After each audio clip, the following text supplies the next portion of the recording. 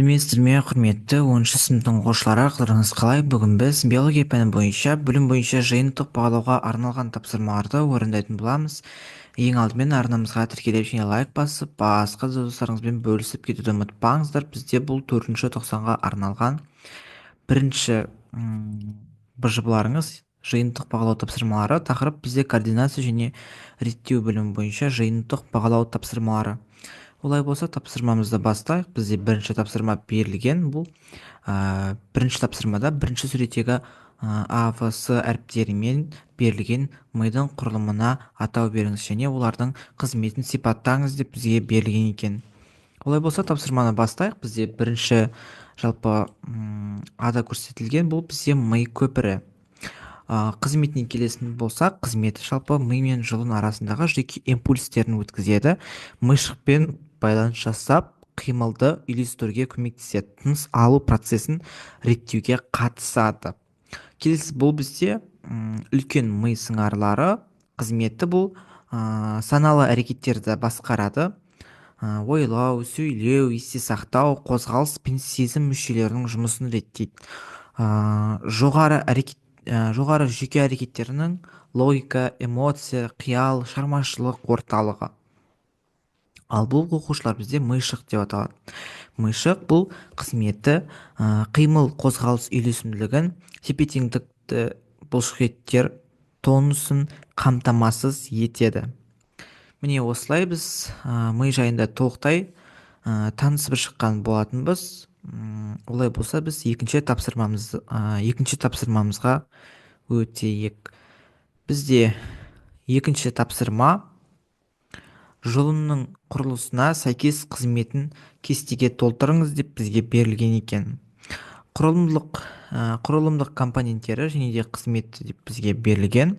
Бізде сұрзат деп отырғанымыз бұл рефлекстік доғаның орталығы, қозуды қабылдап өңдейді. Ал ағзат деп отырғанымыз бұл қозуды жоғары миға және төмен жұлынға өткізеді. Келесі бізде жұлынның артқы тамыршалары.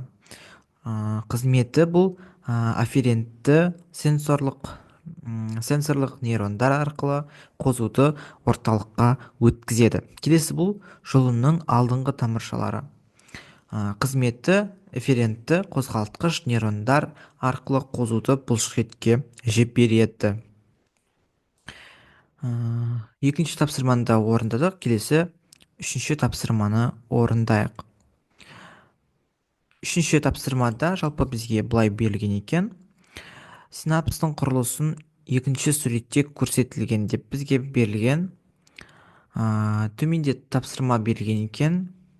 Екінші, төртінші және алтыншы және 8-ші сандармен берілген құрылысын атаңыз деп бізге берілген екен. Олай болса, тапсырманы орындайық. Бұл бізде митохондрия. Ал бұл бізде төрт көрсетілген бұл синапстық көпіршіктер. 6 бұл медиатор рецепторлы, ал 8 деп отырғаны бұл синапстық қуыс. Жалпы солай. Келесі үшінші тапсырманың Б бөлігі. 2 және 8 санымен берілген құрылымның қызметін сипаттаңыз деп бізге берілген екен.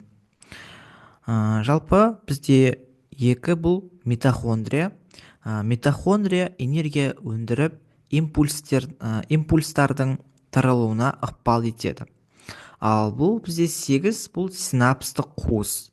Синапстық қуыс жүйке жасушасы арасында медиаторлар арқылы импульстың берілуін қамтамасыз етеді.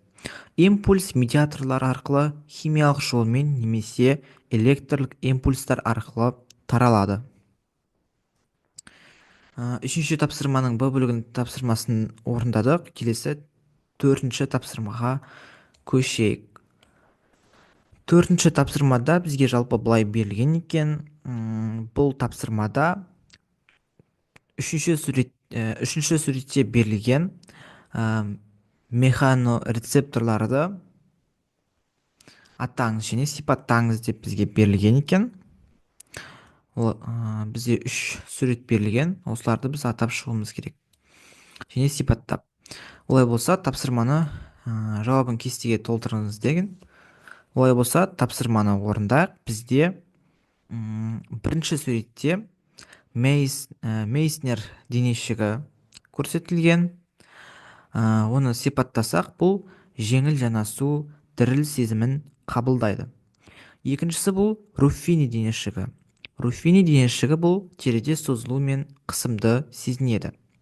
Келесі бізде соңғы үшінші суретте Пачини денешігі көрсетілген.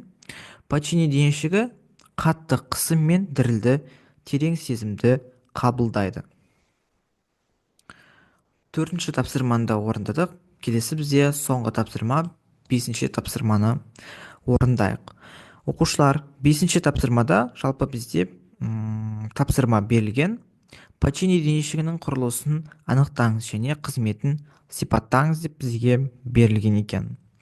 Бізде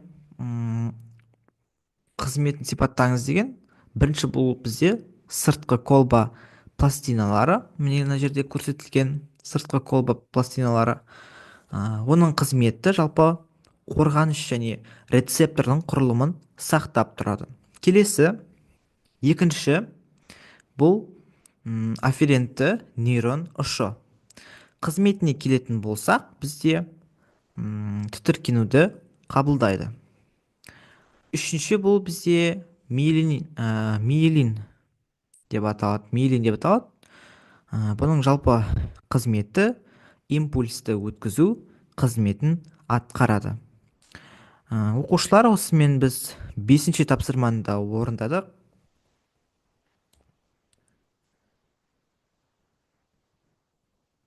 Құрметті оқушылар, осымен біз толықтай БЖБ бір тапсырмалардың барлығын толықтай орындап шыққан болатынбыз. Біз әрине дескриптор бағалау жүйесімен бағаланамыз. Бізде оқушылар толық балл 15 балл. Осы 15 баллың толықтай 15 баллын жинап отырған болатынбыз. Енді оқушылар осы еңбегімді бағалап, арнама тіркеліп және лайк басып, басқа да достарыңызбен бөлісіп кетуді ұмытпаңыздар. Алдағы уақытта да сіздерге арнап, екінші БЖБ тапсырмаларыңызды арнамызға шығаратын боламыз. Сол себептен біздің еңбегімізді бағалап кетуді ұмытпаңыздар. Оқушылар, сіздерде басқа нұсқа болатын болса, біздің WhatsApp немесе Telegram чаттарымызға жіберсеңіздер болады. Сол жерде сіздерге барынша жауап беретін боламыз. Сол жерде сіздерге жаңа нұсқаларыңызды осы арнамызда видео ретінде талдап шығаратын боламыз. Оқушылар, осымен біз толықтай тапсырманың барлығын орындаған болатынбыз. Бүгінге осы. Сау болыңыздар.